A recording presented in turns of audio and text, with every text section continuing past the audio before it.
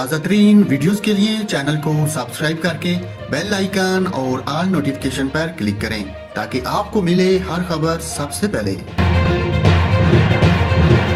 और नाजरीन, आपको लिए चलता हूँ कराची में, जहाँ महकमा मौसमियात ने आइंदा 2 रोज़ भी गर्मी की मौजूदा लहर जारी रहने की वार्निंग जारी कर दी।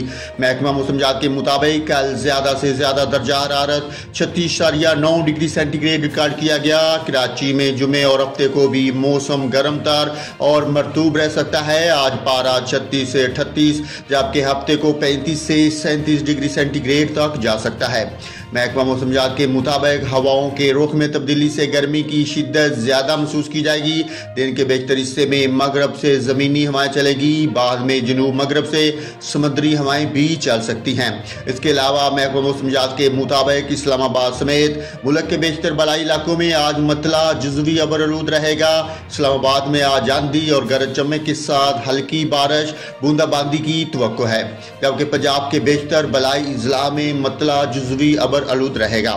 कश्मीर और गिलगित बल्तिस्तान में मतला जुज़वी अबरआलूद लहरें के साथ साथ तेज हवाओं और गरज चमक के साथ बारिश का भी इम्कान है।